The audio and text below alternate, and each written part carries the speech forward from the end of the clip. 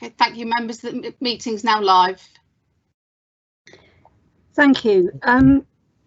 Good evening, everybody. As our chairman is having some technical difficulties and hasn't yet arrived in the meeting, I will take the meeting for the moment. I'm Councillor Jill Mercer, Vice Chairman. If I can just remind members that if they could keep their microphones muted until they're actually going to speak. Just to remind you that this is being broadcast live on YouTube. Please speak clearly into your microphone so we can hear everybody. Could I, first item, the agenda is the apologies. Can we have some apologies or any apologies? Yes. Yep, we've received apologies from councillors Roger Glitherow and Barbara Jenny. Thank you. Sorry, Charlie. It wasn't me. The next item is minutes of the meeting held on the 7th of October. I trust you've all had a look at those. Is everyone happy that we say that they're a correct record of that meeting? Aye. Aye. Aye. Okay, thank you. Excuse me, Chair. Yes, yes. The strange thing is, I actually declared an informal site visit, but I wasn't actually stated that I was at the meeting. So either I didn't declare an interest or I should have had my name, but it doesn't really that.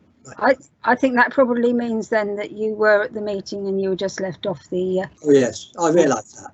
Yes, I realise. Okay, we could just amend that, please. Okay. So the next item is declarations of interest and informal site visits. Could I? Has anyone got any? First of all, declarations of interest, please. Councillor Shacklock. Thank you, Chairman. Yes, this is Rectory Farm A Church. Just to say that I've met with the neighbours and the applicants, as well as listening to several parish council debates. I've never been predetermined and come to this meeting with an open mind. Thank you. Councillor Mercer. Thank you, Madam Chairman. On item 20/01137/NCC, the Willowbrook Industrial Estate, Shelton Road, I will have to leave the meeting on when this item is discussed, because I will be chairing the County Council's Development Control Committee when it determines this application. Thank you. And if you could record as well in the minutes, please, for myself as well, since I'm also on that County Council committee, and I will absent myself at that point. If at that point our chairman has not managed to get into the meeting, though you will need to elect a new chairman for that last item. Okay. Any other interests or any site visits? Actually, I haven't got my chat on. Let's just change that, because we usually put it in the chat, don't we, for this one? Chair. Yes. Can I declare I've lost my words, informal site visit? I drove past the Chelveston application earlier just to note where that was, but I didn't leave my car, so I haven't spoken to anybody. Thank you very much. Yes, I've now managed to get my chat up. So if anyone wishes to raise a point, we can't see all of your hands, so if you can be seen, you put your hand up, that's okay, but it doesn't guarantee that you'll be seen. And no other informal site visits. Okay, in that case, we'll move on. Questions from members under Council Procedure Rule 10.3. There were no questions received. Thank you very much. So the next item is the Section 106 agreements. Carolyn, are you taking that one? Yeah, thank you, Chair. You'll note extensions are requested on all but the first and last item on the list. So just want your agreement to those requested extensions, please. Okay. Can I have a proposer for that, please? Or has anyone got any comments first?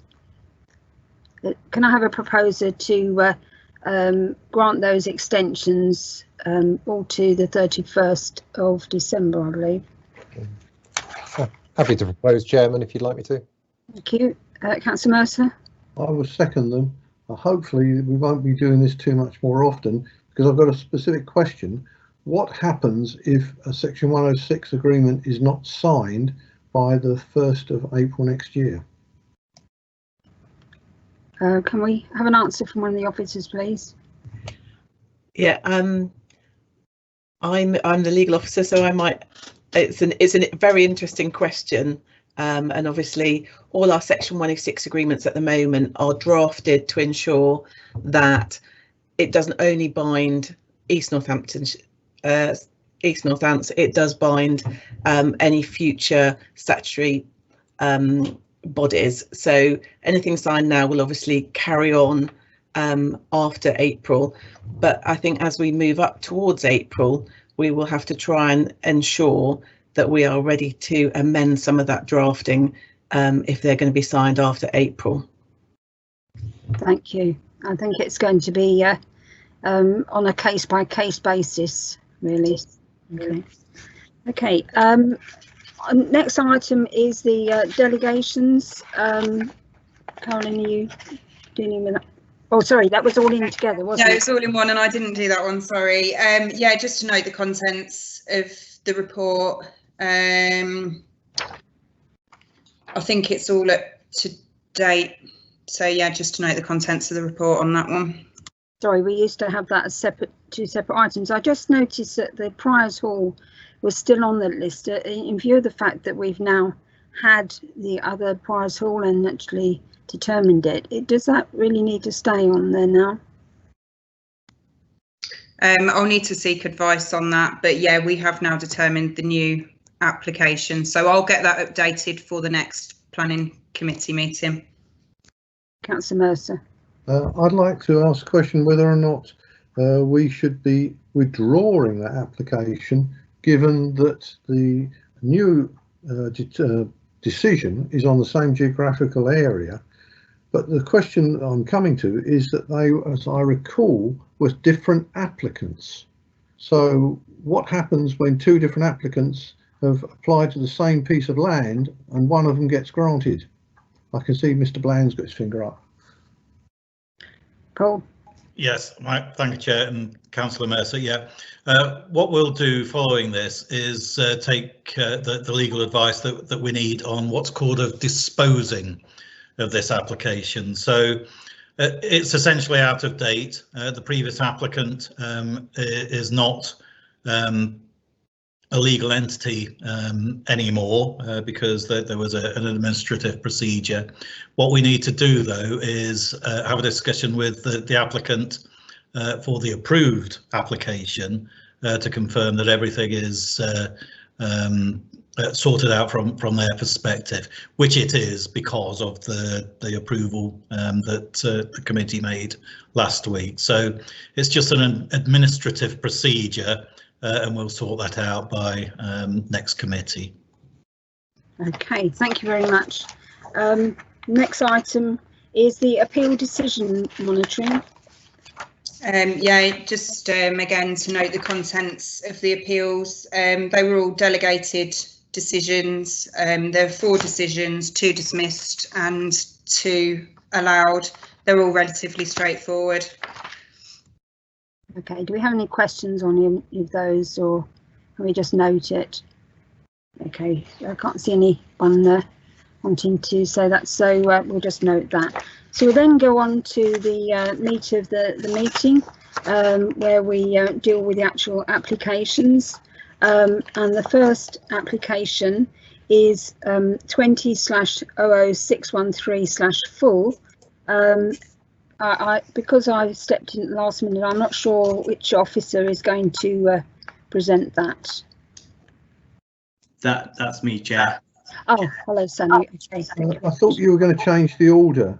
Yeah, I was just about to say, Councillor Mercer, I spoke to the chair earlier and he was going to take 20/00594/FUL first. Okay, sorry, my apologies. Sunny is going to take that one. If you'd like to continue, sorry, it's the A Church one, Sunny.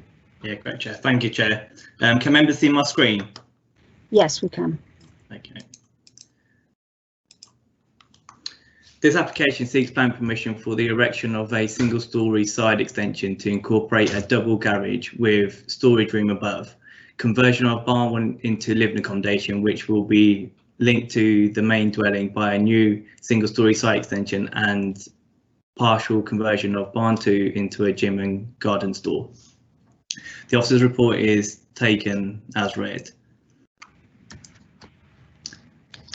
The application site outlined red on the location plan is located in a church.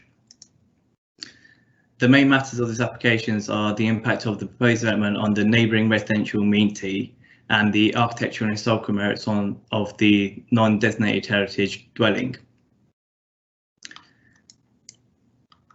Whilst it was considered in the officer's report that the proposal would not cause adverse harm to these matters, additional comments and a revised site plan has been provided in addition to those that were mentioned within the update sheet. Also, a letter has been received just before committee, which officers have had insufficient time to consider. Therefore, it is considered appropriate to defer this application to ascertain the validity of the further comments and to allow for consideration of the revised plan as well as reconsultation to relevant parties. Thank you, Chair. Thank you.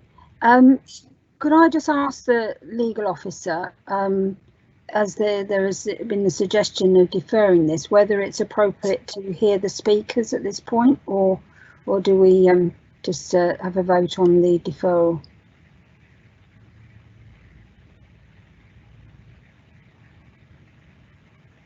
Emma? Is it Emma? Have we got the legal officer with us?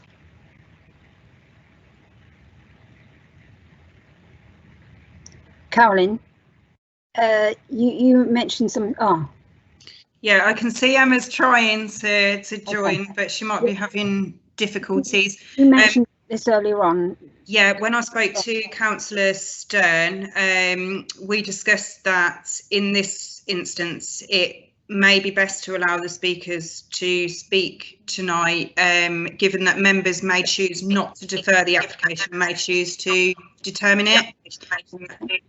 Okay, so if we can call on Alison T, please. Are you there, Alison? Can you hear me okay? We can, yes, thank you. You have 3 minutes. Okay. Hello, I'm Alison T and I'm speaking today on behalf of my own property, the stables, and also the dairy and the hayloft in A Church for the objections towards the planning for Rectory Farm. We do not know if revision J of the plans and revision A site plan, only submitted yesterday, will be taken into account today, but we would like to express our concerns and the multiple errors on the site plan. All the properties are labelled incorrectly. The hayloft, labelled as the dairy on the plan, and barn 2 of the Rectory Farm are actually attached, where on the plan they are shown to be detached. And the dimensions of the distance to the proposed garage and boundary walls are inaccurate and misleading. To truly understand these issues, we strongly believe a COVID-19 safe site visit is required to allow members of the committee to truly visualise. We feel that plans need to be resubmitted accurately reflecting the building's locations and boundaries, and we request that a decision is deferred until after consultation has taken place as per the ENC's guidelines. The recommendation of the planning officer in his report is that permission is granted subject to conditions. Looking at revision J, we still have significant issues with the application, these being the lack of structural survey for barn 1, the roof lights in barn 1, and the general overbearing nature of the development. A requirement for the structural survey is set out in ENC's own guidance, and the application should not have been validated without this survey, as it involves the conversion of a barn to residential accommodation that is not habitable today. We remain very concerned about the proposed skylights in barn 1 due to their proximity to the master bedrooms and gardens of both the stables and the dairy. Whilst the report notes that the skylights would be at an oblique angle, we still have concerns about potential overlooking and or perceived overlooking, noise, smells and light emitted from the roof lights. We would request alternative light solutions could be considered and/or additional conditions imposed to ensure that roof lights are non-openable, the existing windows remain blocked up and obscured from the inside, and no mezzanine floor can be installed. We remain very concerned about the overbearing impact of the extension on the hayloft and the stables and our amenity. We would request that the garage is single storey with any roof space for storage, and an additional condition is applied to ensure that the space above the garage remains as storage and cannot be used as habitable living space in the future. These are a summary of concerns and objections, and we hope you take the time to consider these before making a decision on this planning application. Thank you for the opportunity to share these with you today. Thank you very much. And as you've heard, the officer tonight has said that on our update sheet, he is actually now recommending a deferral. Can I just now call on Mr. Ian Clark, please, who is the applicant? Hi. Mr. Clark, you have 3 minutes. Hi, can you hear me? Yes, we can, yes. I'm just wondering whether, if it has been deferred, whether it's actually worth me talking right now, whether it's worth leaving until. Well, we haven't voted on it yet. That was that's why we said we'd listen to the speakers first. Okay. Okay. So good evening. We moved to A Church from Hertfordshire in April this year. We fell in love with the property, which was rather tired and neglected. Not just because of its individual appearance, but it also offered opportunities to adapt and improve and bring into the 21st century. It also offered options to integrate with a linked annex for my 85-year-old parents, whose 3-storey Oundle home of 15 years has become totally unsuitable. During the process, our solicitors found that the building was not in a conservation area, and Rectory Farm had no listing or asset status. So we put together a plan based not just around our needs as a family, but that would also sympathetically enhance the property. We want to use existing materials and match the steep roof pitches and stone detailing in the design. It has been suggested that our plans are out of character with the local area, which seems to us a crazy notion given the appearance of Rectory Farm against all the other properties in A Church. The 10,000 square foot development of the former farm barns to the rear of Rectory Farm has limited our plans to the side elevations only, as a 2-metre high boundary wall sits only a couple of metres from the rear of our house. Unfortunately, little thought was given to the harm on this now non-designated heritage asset when these barns were converted, and ironically now a concern of our objectors. Regarding the suggested conditions, concerns are made that the annex could later become a separate dwelling. To do so would be in breach of the property's title deeds, whereas we're also expressed that more roof lights would be fitted on the new additions later. Sure, make these items conditional, but to say by adding a pagoda, a greenhouse, a raised deck or a shed, or by erecting a boundary wall of fence would affect the architectural and historic merit is totally wrong, and the withdrawal of PD rights is certainly not called for and is definitely not reasonable and necessary as required by NPPF. Finally, my partner Anna Maria started work at ENC 2 months after we filed this application. Her employment is the sole reason we are here today. The local parish, the senior conservation officer, the senior development management officer all have no objections, and the recommendation is to grant permission. Please alter the conditions and grant this application so we can at last get on with making a home to be proud of. Thank you. Thank you, Mr. Clark. Councillor Shacklock, would you like to lead on this, please? Thank you, Chair. The first thing I'd like to say is that originally I actually called this application into committee partly because the parish council wanted me to, and partly because of the aggrieved neighbours. So it only became apparent later on that they were employed. Somebody was employed by East Northants. I will open this up if anybody wishes to debate, but I do think we should allow consideration of the revised plans, as well as a reconsultation to the relevant parties. I would ask, is there any chance we could have an actual site visit for this one, because it is quite complicated and it's well worth looking at. I'll pass this over now. Thank you. Councillor Mercer, you had your hand I'd up. like to support Councillor Shacklock in both his comments. I think that it would be wise to defer this, given that there is some confusion about the plans, and I agree with him. This sounds like one that needs a site visit. Thank you. Does anyone else have any comments, or can we go to the vote on that? Okay, I can't see. Oh, sorry. Councillor Stern has thanked me for stepping in, and he sent his apologies, so that resolves that question. Can we move to the vote on this one then, please? If you could just unmute your microphones, and if you agree with the deferment, say aye. Aye. Aye. Aye. Anyone against? That is carried. Now, I think perhaps the officers could pick up the point that has been made about this one really could do with a site visit, and perhaps we can discuss that outside the meeting, but it does certainly seem to me as though that would be preferable in this particular case. Yeah. Okay. So if we can now move back to the order of the meeting and move to the Thrapston Horns Parkway 20/00613/4. And as I said before, is it Amy, are you taking this one? I am, yeah. Okay, thank you. Thank you. Okay, thank you, Chair. Good evening, members. I'm just going to share my screen. Bear with me a moment.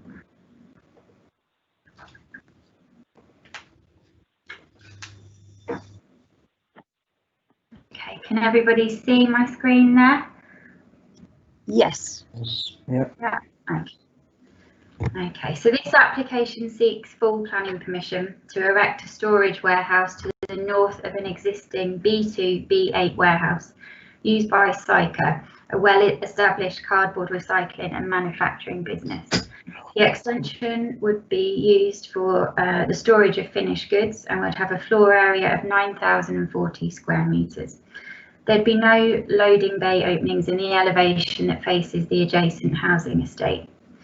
The proposed building would be linked to the existing by a conveyor tunnel to overcome the difference in land levels and in order to move goods between the two buildings. The link would be constructed in the same materials as the existing and proposed buildings, and the Council's Senior Environmental Protection Officer has confirmed that the conveyor is not likely to result in any concerns relating to noise.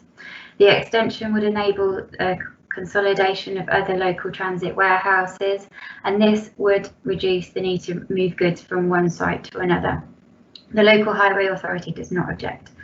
A full landscaping and ecology scheme is proposed to help mitigate the impacts of appearance and wildlife, and the proposal is policy compliant on a national and local level and would result in the creation of a range of jobs, including project management, engineering and logistics. There are no outstanding objections or points of concern. Your officers recommend that the application is approved, subject to the conditions noted at the end of the report. Thank you, Chair. Thank you. Just draw members' attention also, there were some comments on the update sheet that you may want to refer to as well. Okay. We have a speaker on this item, Mr. Alan Fuchs, who is the, I don't know what the first word is, applicant. It says OBO applicant, whatever that is. On behalf of. Oh, on behalf of, I see, I didn't recognise the, Okay. Okay. Mr. Fox, you have 3 minutes. Thank you. Thank you.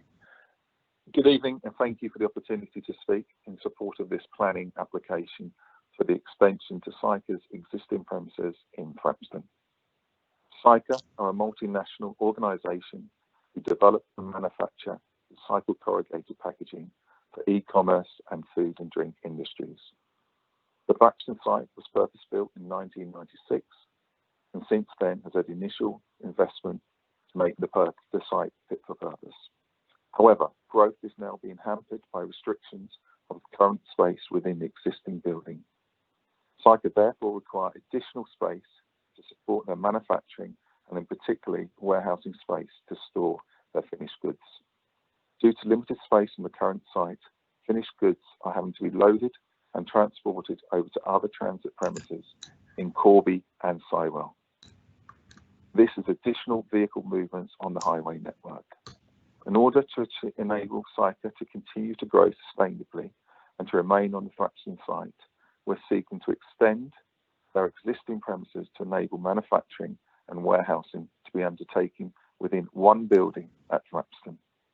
The proposals will therefore result in a reduction of vehicles taking finished goods off-site to be stored in another location. The proposed extension will not be a standalone building, but will create a building link between the existing and proposed buildings. Given this intrinsic link between the existing and proposed buildings, the proposal should be considered in the context of Syca's existing premises. The extension will be located immediately adjacent to the built-up area of Haldens Parkway and Syca's existing site, supported by the policy THR4 of the Rural North Oundle and Thrapston Plan. The existing site currently employs 178 full-time employees on site against a 4-shift pattern 7 days a week. It is anticipated the proposed development will enable the increase in jobs on site to around 220 once the site reaches full capacity. The new extension will total 9040 square metres, linking to the existing 34387 square metre building. The extension will create an additional 33 car parking spaces plus additional HGV parking. Syca have a clear understanding of staff members and associated shift patterns of all of their staff. This plan will meet demands and without leading to any overspill onto the surrounding highway network. The site has been designed as a continuation of the existing building in terms of height and materials, and all technical matters have been addressed following ongoing discussions with local planning officers throughout pre-application and the course of the determination period. The site will also include extensive boundary planting as well as planting within the site, maximising the habitat and biodiversity. In conclusion, are you nearly finished, Mr.? Yes, I've literally got 3 lines. In conclusion, Syca are an established employer. The proposal will secure further investment, creating further employment, ensuring the long-term retention of the employer in the area. The proposals have received no objections from statutory consultees or the local community. The proposed development will therefore create significant economic, social and environmental benefits with no identified harm to outweigh these benefits. Okay. We therefore ask their proposals are considered favourably. Thank you very much. I'll let you go on a little bit there, but normally we keep to a strict 3 minutes, but we haven't got too many speakers tonight, so let you finish off. Alex, thank you. Councillor Smith, would you like to pick this one up, please? It's in your area. I will. Thanks, Councillor Mercer. Thanks, Chair. Yes, it's an interesting one. It's I had a couple of thoughts as I was running through the application over the last week. I had main concerns were extending the Haldens Parkway development into the land next to that and setting a precedent for future development. I also had concerns over the additional noise with the link units, or the link between the existing building and the new building, and whether that conveyor belt or the conveyor belt's usage would generate more noise for the Lazy Acre estate that is on the other side of the 605. My main concerns really were more around the precedent it would set developing that. Would it create a whole new precedent for building into the existing land on Haldens Parkway? I'm torn between whether it's something I want. I'm all for new jobs in the area. Job creation is a key point for me. This looks in principle like a good extension, but I'm open to debate from fellow members. So if any members have comments, I'll take notes. Okay, do we have any comments from other members or questions? Councillor Shacklock. Thank you, Chair.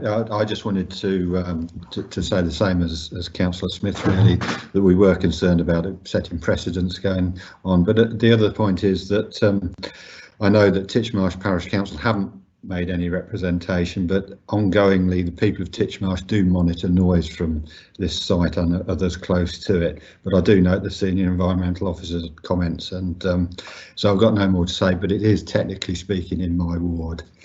Oh. Apologies, I hadn't realised that.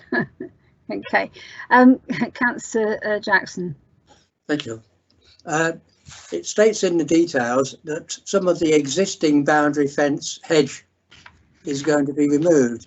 Could there not be a detail or clause that semi-mature trees around the new boundary be planted as soon as possible so that you could get mitigation of visual as soon as possible? What happens often is the buildings are built with a promise that they will put a perimeter fence around and also hedges so that it can obscure it, and they never get completed. So is it possible that because obviously it is going into new, the proposal is obviously to purchase extra land, and likewise I was concerned that this might mean a complete new extension for the industrial park. Thank you. Amy, would you like to reply to that comment, please? Yes, thank you for giving me the opportunity to comment.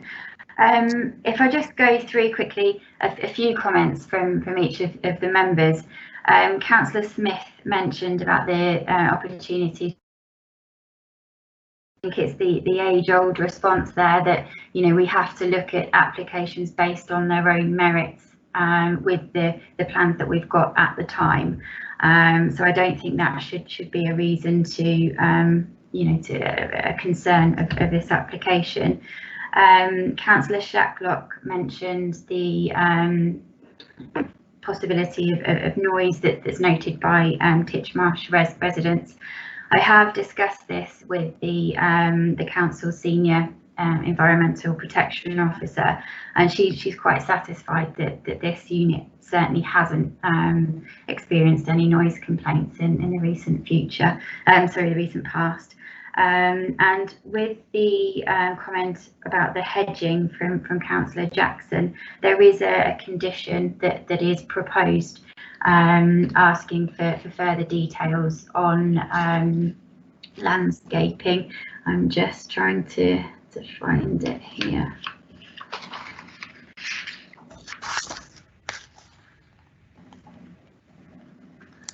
It talks about a hawthorn hedge. Well, a hawthorn hedge is not particularly high. You're not going to screen a large B8 factory with a hawthorn hedge. No, and you certainly won't. But there is quite a large number of mature trees proposed, so they will provide quite sort of tall cover.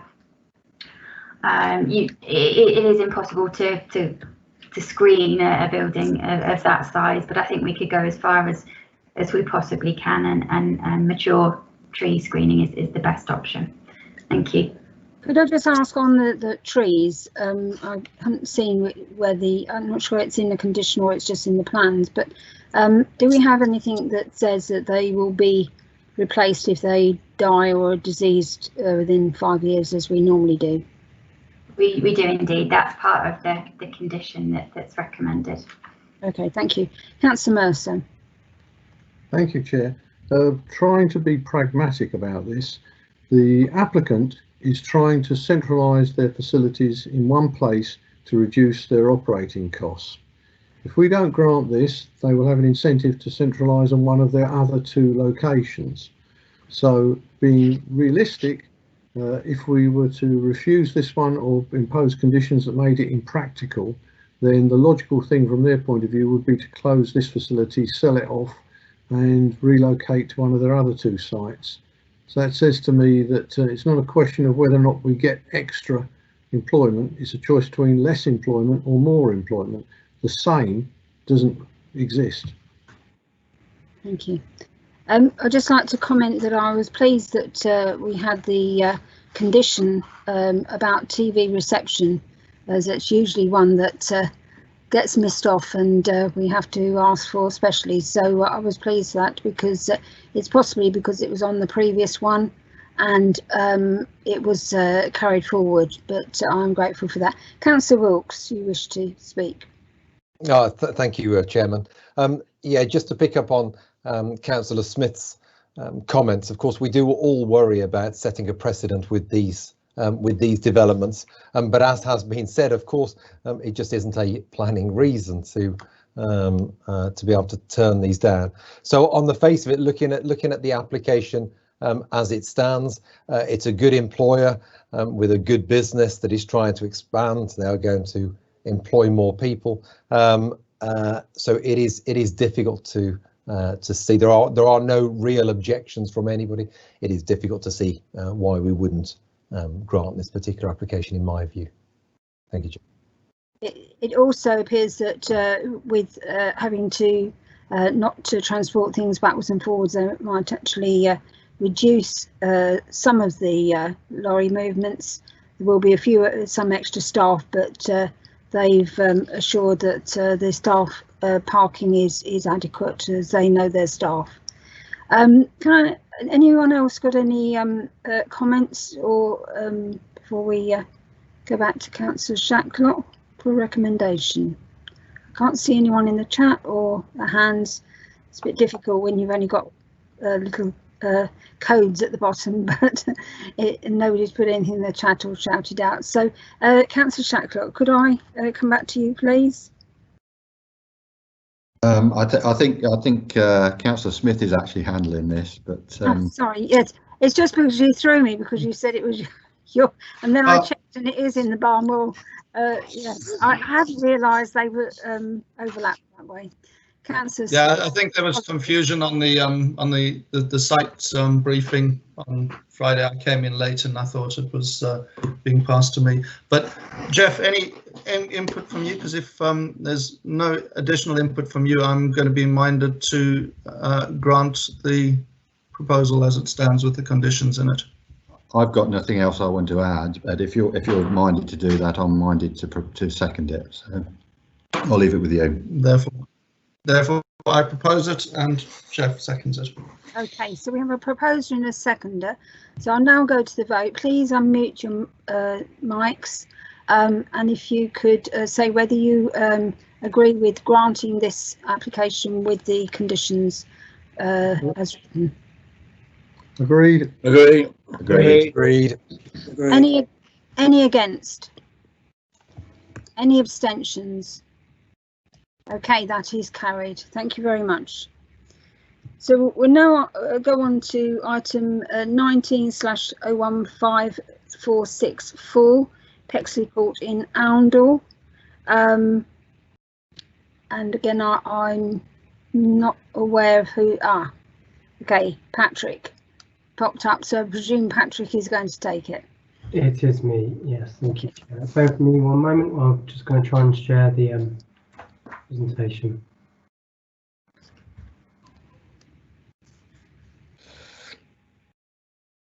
Right, hopefully you can now see the presentation. Yes, we can. Okay, right. This is an application for 2 dwellings on land off Pexley Court in Arundel. Members will be aware or may be aware from the report that this is an application that is returning to the Planning Management Committee, having been deferred last in June this year and before that in May. It was deferred in May simply because the time was run out in terms of the applications on the agenda, but the more important deferral was from June this year, when it was deferred to allow more work, or more precisely a BAT survey to be undertaken for the site, because we received a late objection from the county ecologist suggesting a survey should be required to test for the presence of bats or not. And additionally, it was deferred to allow us to sort of review the tree or off-site tree mitigation proposals. As you'll see in the report, this isn't a word for word, but the recommendation is that the application be refused. I sort of mentioned this because it is different to the proposal or officer's recommendation rather in June, where it was that the application be approved subject to conditions. I'll expand on this as we go on. Just briefly, members will be aware, but just in terms of the application itself, this is the location. This is an extract from the location plan, so we have a roughly rectangular site to the east of Pexley Court. An aerial view gives you an idea of the appearance of the site. To the east of Pexley Court, which comes down from Benfield Road. We have here the site in its context of Arundel as a whole, as well as importantly off-site tree planting mitigation sites. The top left-hand corner, if you can see my cursor towards it, is where the off-site location was back in May and June. And to our right-hand side has been a more later alternative. Again, these are some photos of the site and surroundings taken from Pexley Court, so I won't linger on them. This is the layout of the proposal in terms of 2 dwellings with a centrally located garage, with a new access created off Pexley Court. This is a copy of the TPO. There's a group TPO that covers a number of trees on the site, many of which would be required to be removed as part of the proposals. This is an extract of a plan that accompanies the application, just puts the development in the context of the trees, including trees subject to TPO that are on the site. And it's probably a bit too small to see on the screen here, but it gives a grade of those trees. The blue, if you can see, they're grade B, there's several grade C trees. These are the elevations of one of the units proposed, and this is the alternate or the other. This is a plan indicating the site of the off-site planting of the trees proposed, and this is the alternate site. Now, members it's all set out in the report, but fundamentally, since June this year, the council has had a new tree officer in post, and they were reconsulted as part of the proposals. And their comments or their recommendations differ to the previous tree officer of the council.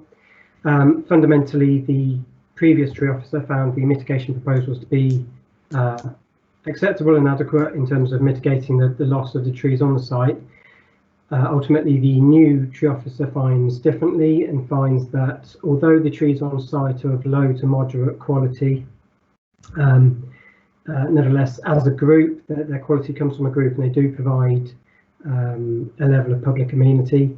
And ultimately, the off-site planting, if I can go back to the plan which showed the various sites, is too far out of Oundle to provide any sort of meaningful public amenity for the residents and visitors of Oundle. Consequently, in the time since June this year, the applicant, we've been in discussions with them, and they've sought to provide an alternate, preferable or better site for off-site planting. They have put forward a site roughly where the arrow is here. That's also been subject to consultation from the Nutri officer, but ultimately they found that the trees planting there would also not be adequate to mitigate the loss of the trees on the site. So ultimately we've reached a stage where we are at now, whereby the tree mitigation proposals aren't considered to adequately mitigate the loss of the trees on the site, and officers have considered that, as well as the tree officer's suggestion that a section 106 could be secured to provide off-site or funds to plant off-site. But officers are of the view that in the absence of any suggestion or agreement of an alternate site, there's no guarantee that the site will come forward. So ultimately, the recommendation is that the application be refused for the reasons set out in your report. Thank you, Vice Chair. Thank you very much. Okay, we have one speaker, that is Jasper Cloutier, who is an objector. Mr. Cloutier, are you there?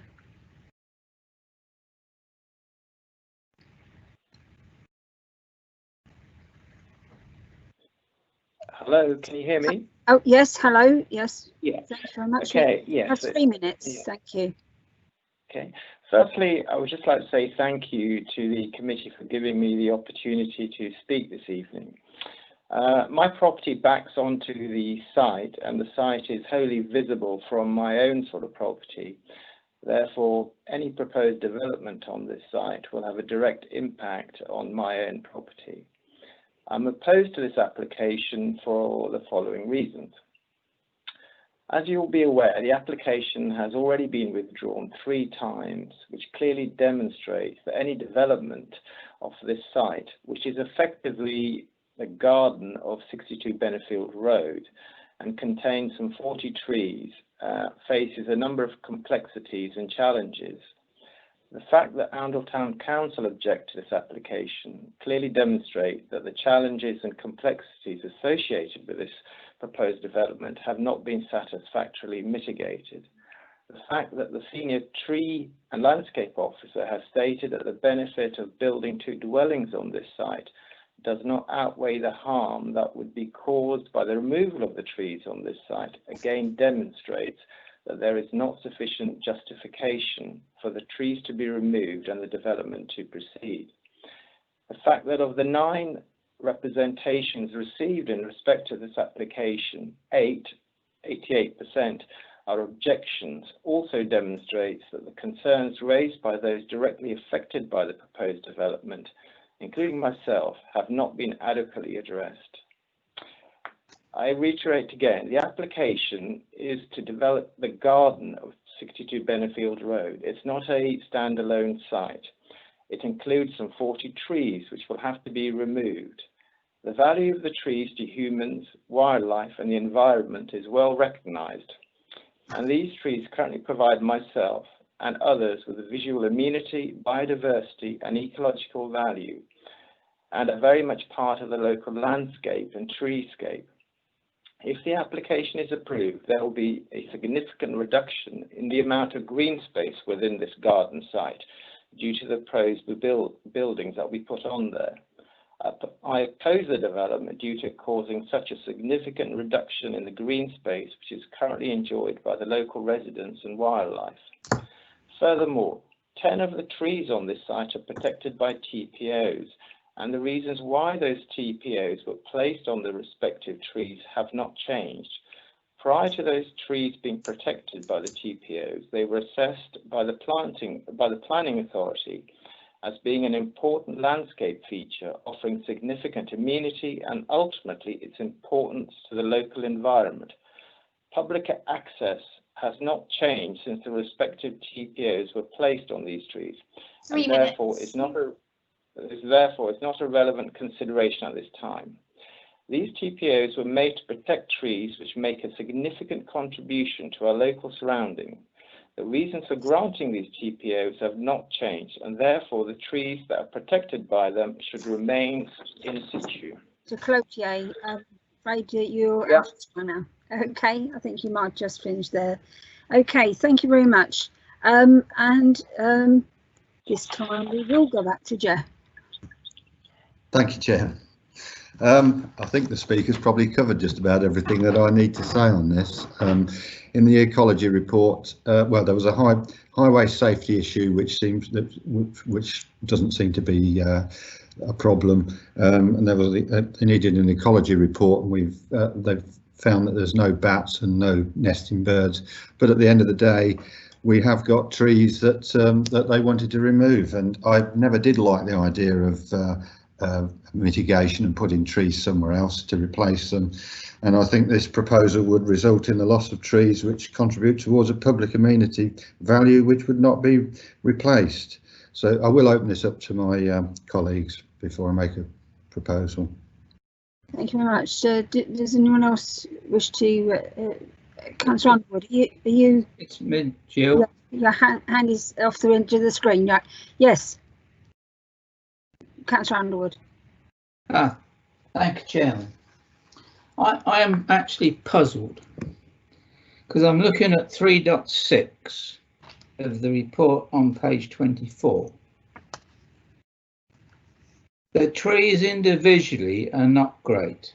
They could be considered to be moderate to poor quality, and in time, if the applicant wished, they could have the trees removed from the site.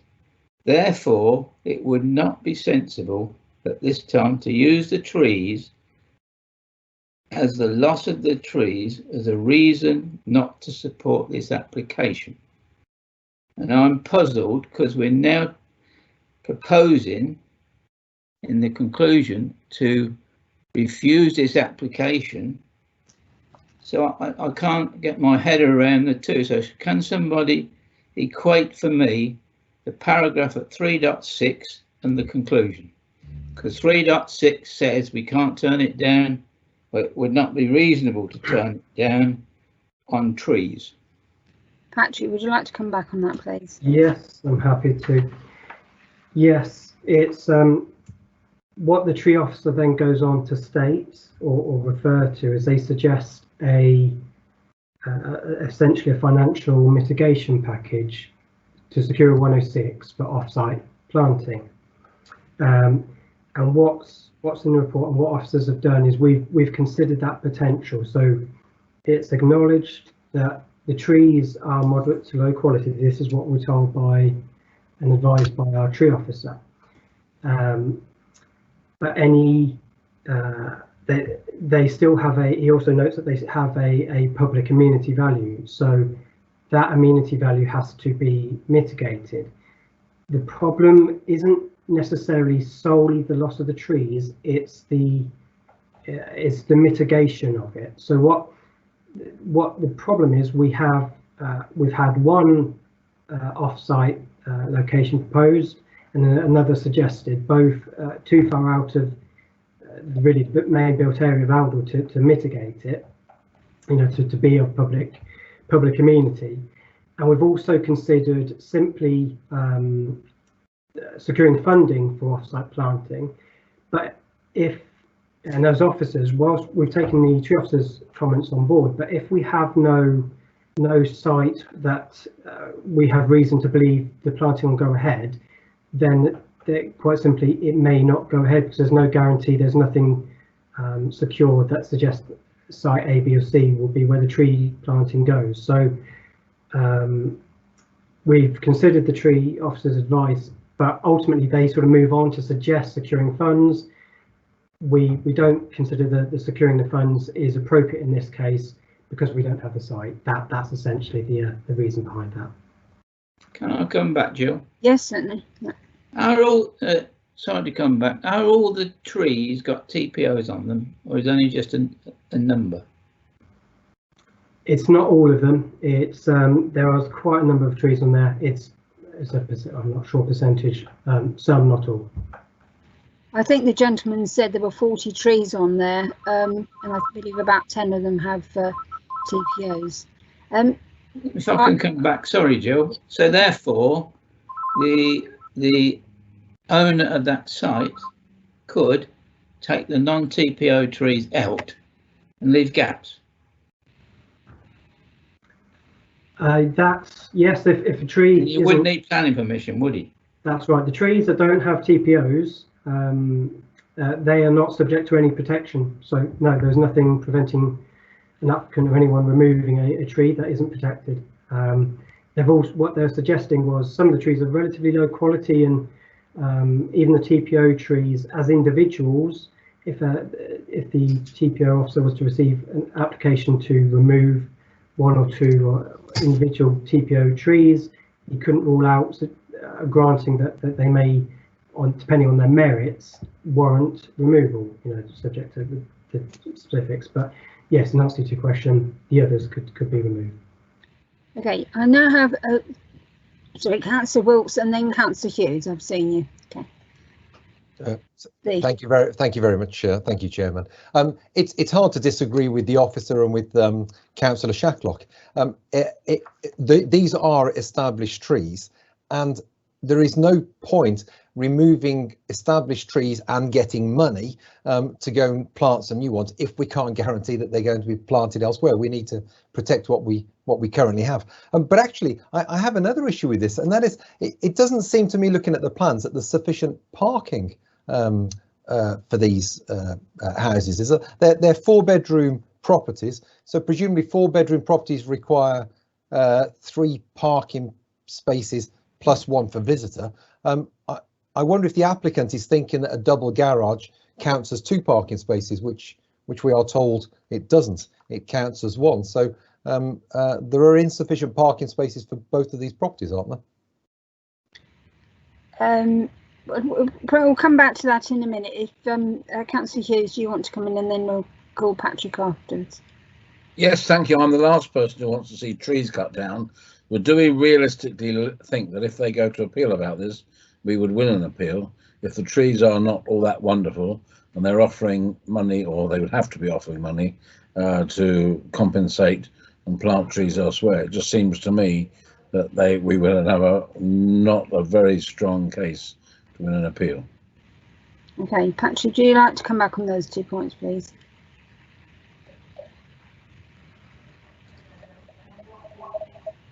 I think you're muted, actually. Yes, sorry, I'm getting a bit of lag. I click it and then it doesn't do anything. Okay. In answer to Councillor Wilkes' question, each dwelling is 4-bedroom and is counted to have 3 parking spaces, in terms of the 2, each to have 2 outside the garage and 1 internally, because we count a double garage as a single space. The parking standards indicate a parking requirement of 3 spaces for a 4-bedroom dwelling.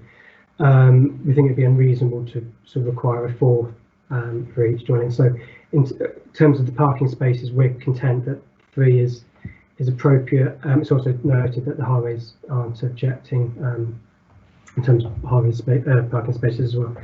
And so the second question was, it in terms of whether or not an appeal? Yes. I mean, it's always difficult to I guess second guess or judge what an inspector might find. Of course, ultimately we're making a recommendation because we consider, on the balance, that to be the correct or most justified decision. So, I mean, in terms of my perspective, I would be confident that an appeal would be dismissed, but it really is speculation, and we are aware that inspectors take different views. So yeah, it's very difficult to say with any great certainty. Okay, Councillor Wilkes, you wanted to come back about the parking. Yes, thank you, Chairman. Thank you, Patrick.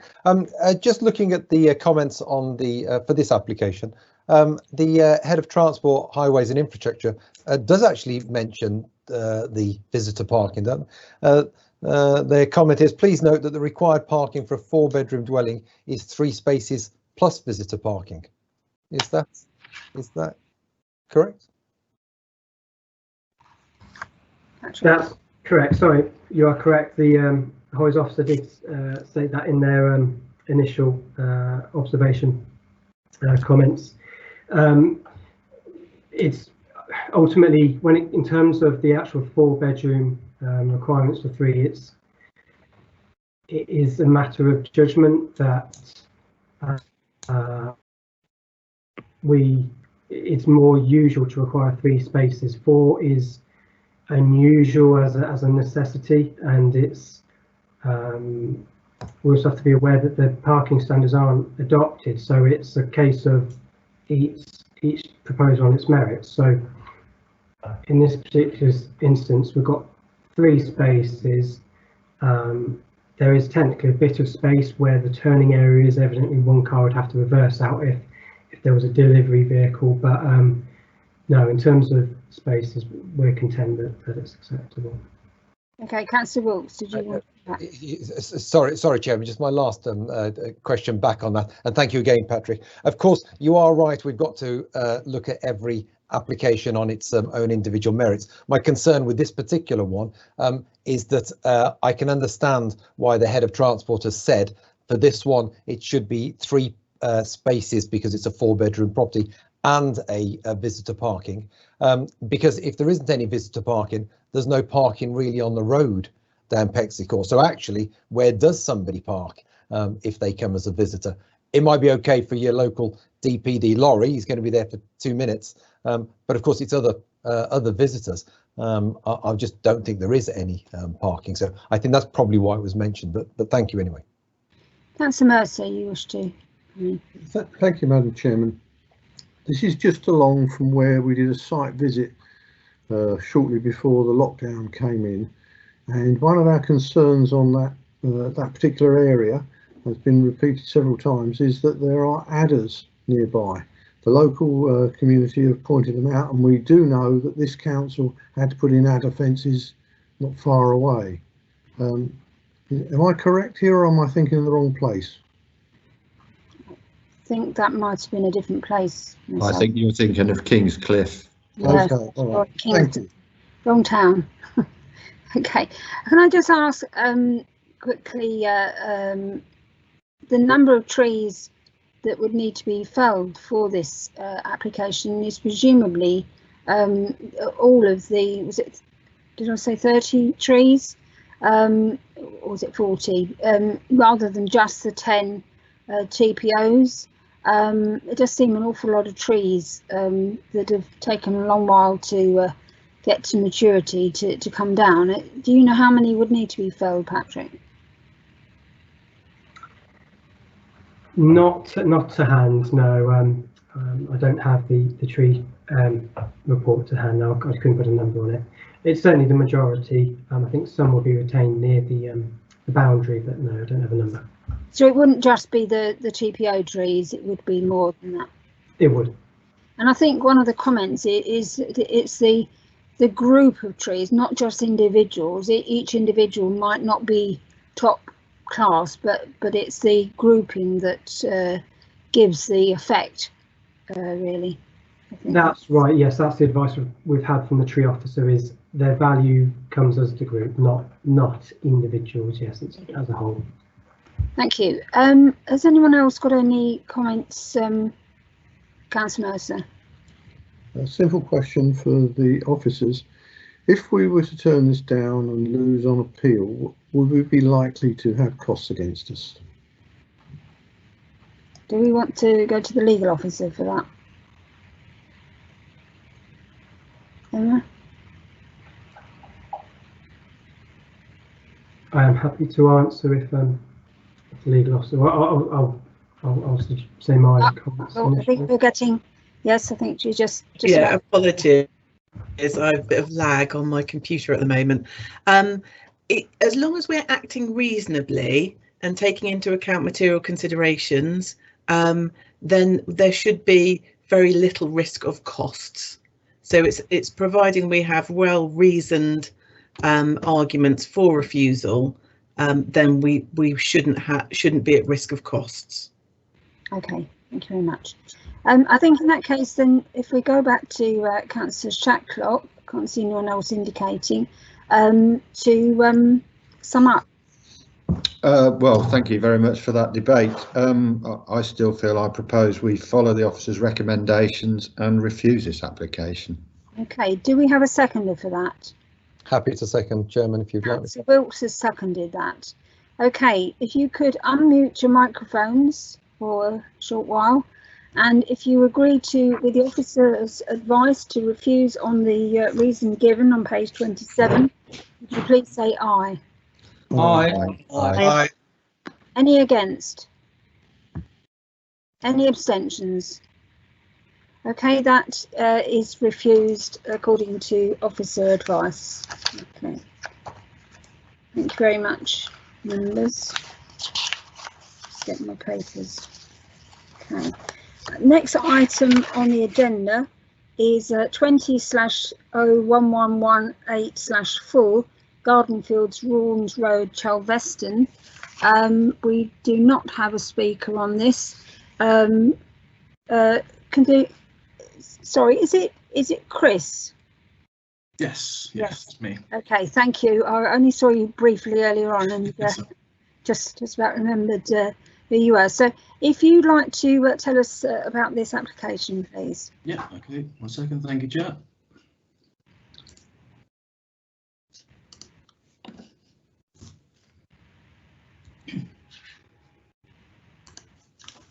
One second.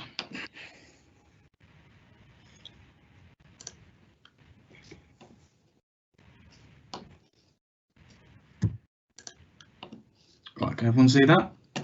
Yes. Lovely. Okay, so this application is for a single-storey rear extension in Chelveston. As always, the officer report is taken as read. So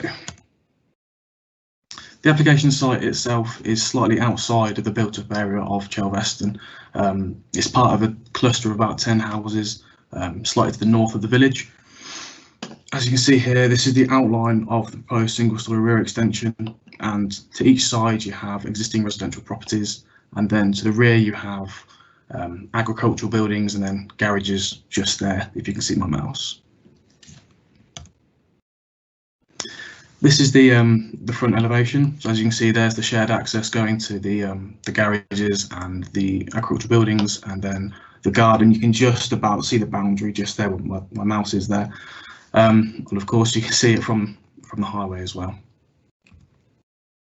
So this is the rear elevation, obviously where the proposal is. This is obviously the existing from 2 viewpoints in the back garden. And this is a bit more context to the site. So as you can see here, there is a slight level change between the 2 neighbouring properties. It's just to kind of bring attention to that as well. But then also this is the utility room on the neighbouring property that was permitted and built at the start of the year. So this is the proposed elevations. As you can see, it's a 2 dual pitch roof aspect, with the shorter of the 2 being closest to the neighbouring property, which would be approximately to edge of these bushes just here. As you can see, I've also included the proposed render. It's important to note that this isn't necessarily going to be the exact render that's going to be used, more indicative of what the applicant is looking to use. And then finally you have the floor plans showing a different kind of aspect of the proposed extension of what area is being extended. So my recommendation is to grant, subject to the conditions in the report. So thank you, Chair. Thank you very much. Councillor Pentland, I can't see you at the moment, but are you there? Yes, I'm here. Oh, I think I'm on. Yeah, I am. Okay, thank you very much. If you'd like to take this one. Thank you, Chair. So to my mind, this seems like a fairly straightforward one. As we can all see in the officer's report and on the website, the parish council has no objection, and there is one public comment regarding the colour of the render. Given this comment, I was pleased to see that in 6.5 the colour of the render has been considered, and I'm also pleased to see that just below that there was consideration given to the amenity effect on the neighbouring property. Having looked through the documents, although I'm not proposing this at this moment, subject to the discussion, I am minded to recommend a grant, but again, interested to see what others have to say. Councillor Hughes, you were indicating. Thank you. Thank you. I hope I'm not muted. No, but There you are. thank you. My only comment was there's no reason really to object to this, except that I noticed the neighbour has got their little extension in brickwork, and I'm not sure why this has to be rendered. But if it's such an issue, perhaps that could be discussed. But otherwise, I have no objection. I think, obviously, at the moment we're not going out on site visits, but I believe we have actually been to this site. And I think, presumably, it was for the neighbour some short while ago, and we know the sort of aspect and the layout, and I believe it's only been called to committee because it's a staff member, so it's sort of fairly straightforward application that only came to committee for that reason. Has anyone else got any comments or questions? Lee?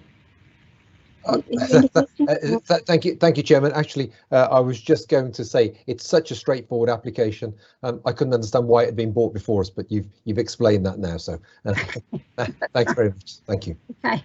In which case, can we go back to Councillor Pentland to make a proposal, please? Thank you. Yeah, as has been said, as it's so straightforward, I don't intend to interfere in any way. So my proposal is that we grant this application subject to the conditions in the report. I have a seconder. Seconded, Chairman. Councillor Underwood has seconded. Okay, so the proposer and a seconder to grant as per the officer's report and conditions. Could you unmute, please, and say aye if you agree? Aye. Aye. Aye. Any against? Any abstentions? No? Got quite a lot of consensus tonight. So we have one item left on the agenda, and as said at the beginning of the meeting, as that's going to committee to the County Council for to actually hear that, and this is just a consultee. Councillor Mercer and myself are going to withdraw for that item. Can I then pass over to Charlie, who just popped up, to organise a chair to take our place? Yes, thank you, Chairman. So if I can have a nomination for a chairman for the remaining application on the agenda, please. If anyone would like to make a nomination. Charlie, I'm happy to nominate Councillor Underwood if he's happy to do it. He's the one with a lot of experience here. Do I have a seconder for that nomination? Seconded. And are there any other nominations besides Councillor Underwood? Nope, just the one. So if I can go to a vote, the proposal is for Councillor Underwood to chair the remaining agenda item. All those in favour, if you could unmute and please say aye. Aye. Aye. Anyone against? Any abstentions? Okay, Councillor Underwood, it's all yours for the final item. Thank you. Councillor Underwood, good evening, and hope you enjoy the rest of the meeting. Thank you, Councillor Mercer. Right, this is an application which we're consulting on that's come from the County Council. It's the variation on a previous application.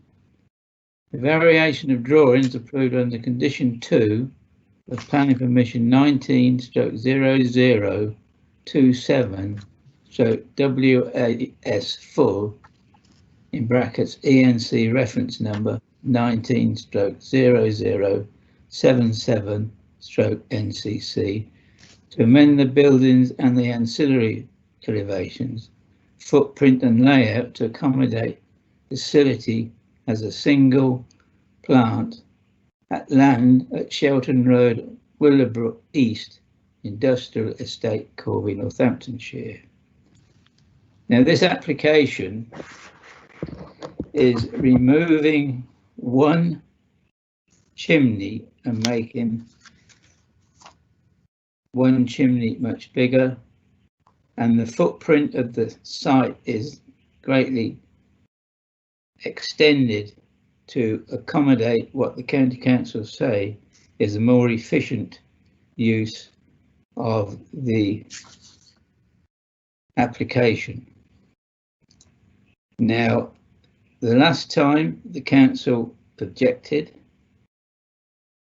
and I will open it to members to see what they have to say on this particular application.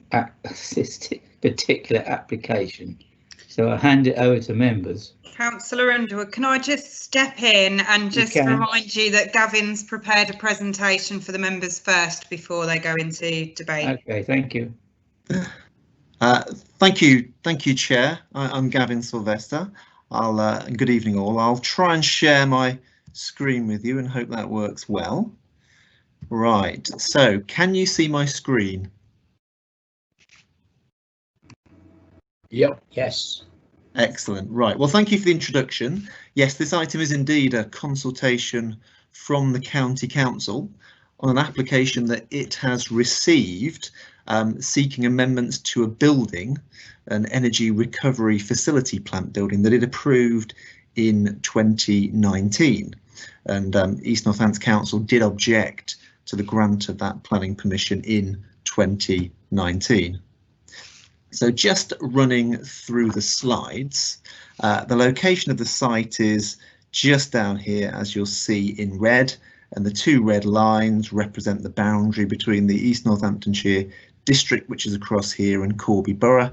You have Rockingham Speedway there, Kirby Hall to the north, Dean Park to the east, and then what you approved last week was Priors Hall Park, Zone 3, which would be in this particular piece of land here. Moving on, that's the north elevation of the proposed building. But what's more useful than that is the next slide, which includes an overlay of the proposed building, which is the one that's shown with the black lines, and the approved building, which is shown by the red outline that you'll see here. So you'll see that comparison shows that the proposed building is much bigger than the approved building. And if you look at the table in paragraph 6.3 of your report, page 53, you'll find a useful list of the differences between the approved plant building and the one that's now proposed. And in actual fact, the chimneys don't change height at all. There is now going to be one chimney instead of two chimneys, but exactly the same height.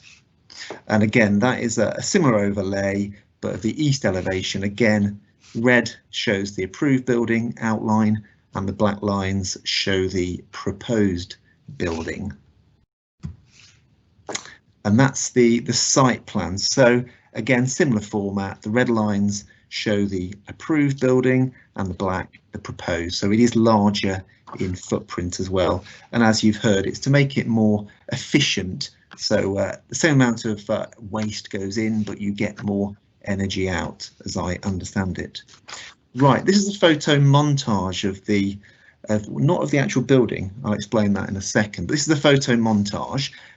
Unlike the previous slides you've just seen, the image of the building is the approved building, so the one that was approved in 2019, and the purple outline is the proposed larger building. That is a view from within Corby Borough, not East Northants. Again, another photo montage looking west with the purple line showing the extent of the proposed larger building. Third and final photo montage. This is a view from within and across East Northamptonshire, taken from viewpoint 16 here and looking in the direction of that arrow. So you'll see on the horizon you've got Rockingham Speedway here, and then you've got the sort of photo montage of the approved building in grey and the larger proposed building in that purple line. Final slide. The recommendation to the County Council is the same as the previous recommendation, which is that the plant building would have a significantly harmful landscape and visual impact, including harm to the heritage assets at Kirby Hall and Dean Park. And as you'll see also in the update list, the Conservation Officer at East Northants Council has submitted the same objection to the proposal. So, Chair, it's back to you. That ends my presentation and I'll stop sharing my screen. Thank you.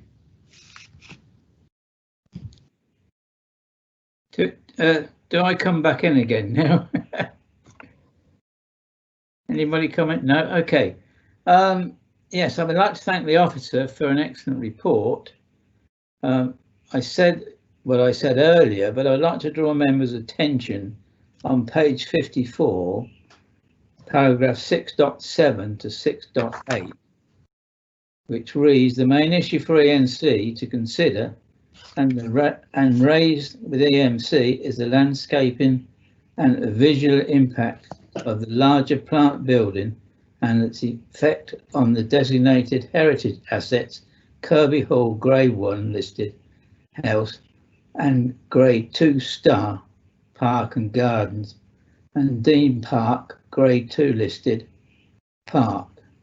Furthermore, it says in 6.8, officers consider that the proposal will significantly increase the bulk and massing of the plant building when viewed in the landscape from receptors within East Northamptonshire Council, such as Priors Hall Park, Sustainable Urban Extension, and the Dean Park and Kirby Hall. The appearance of the proposed larger plant building is shown by the submitted drawing and the visual representations which the officer referred to.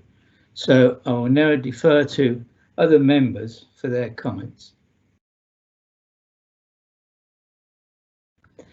Dudley Hughes. Thank you, Acting Chairman. I refer back to Lyveden Bill, if you remember, when for the reason why the inspector agreed with our decision to refuse a wind farm, which was going to impact on the landscape, was that it would destroy the landscape around a significant building. And I think this is exactly the same thing. You've got Kirby Hall, and it's going to definitely affect upon the landscape and the countryside appearance of that. And therefore, I concur with the officer's recommendation that we should oppose this. Any other members wishing to speak? Yes, please, Chairman. Thank you, Councillor Wilkes. Can't see everybody, you see. I know, Chairman. You're not talking to me now because I proposed you. Thank you, Chairman, and thanks to the officer. Just to reiterate what you said, thanks to the officer for such a comprehensive report. It is really useful to have the overlays and table 6.3 to get an idea of size. Of course, this one, in my mind, seems fairly obvious. The council have previously objected because it has such a harmful impact on the landscape and has such a visual impact on neighbouring properties. And now we're looking at a revised plan that's even bigger. It's taller, it's got a bigger footprint. So it's really difficult to see why we wouldn't support the officer recommendation here and object to this application. That's it. Thank you, Chairman. Any other members wishing to speak? Because I can't see everybody, so please shout. Yes, Mr. Chairman. Who have we got? Sorry. Councillor Thomas. Hello, Councillor Thomas. Thank you, Mr. Chairman. Just like to say a few words on this one, if I may. The proposed new plant would work more efficiently by producing more useful energy, which is a good thing. The proposed site is in a low elevation of the industrial estate. The chimney height remains the same. The plant would be larger, but I do not think this will have a significantly adverse impact on the surrounding landscape. Regarding the increased HGV movements, the approach roads to the site are more than adequate to cope. Therefore, I believe ENDC should have no objection to the proposal before us. Thank you, Mr. Chairman. Thank you. Any Councillor Dudley Hughes? Well, I would, if nobody else is going to say anything, it doesn't really fall in anybody's patch, does it? I propose we oppose and object to this application for the reasons given by the officers. I will second that. Am I allowed to second it? I think so. Yeah, you can. So if you could all turn your microphones on. Could members indicate that they object to this application as stated in 8.1? Please say aye. Aye. Aye. Aye. Any abstentions? Anybody against? Aye. That will be noted. So I think that concludes the meeting. Excuse me, Chairman, can we just confirm that that item you've agreed to object to that application? We have agreed to object to the application. Just for the record, to make that clear, thank you. Okay. At the I don't know whether I can come back, but at the site visit, we were discussing whether the word strongly objects to this application. The wording, no, it's probably a bit late, but it was going to be left to the officers to come up with a stronger wording if they could. Can some officer comment? Yes, certainly, Chair. It's Gavin back. Certainly, it's up to you to decide whether we wish to change the wording. I mean, we do have the word strongly object in the recommendation. We could add more words to that, and I've heard it said strongest in the strongest possible term, but I will leave that one with you, and if anybody else wants to advise on that point, I will. Could the solicitor make a comment? You're on mute. Yeah, thank you, Chair. As you've already voted on this, I would suggest that we have to go now through as the recommendation went through. Thank you, Chair. Thank you. So I think that concludes the meeting, doesn't it? It does. So I thank you all for coming, and see you again, no doubt, in the near future. Thank you. Thank you, Acting Chair. Good night. Thanks, Good Chair. night. Thank you, Chair. Good night all.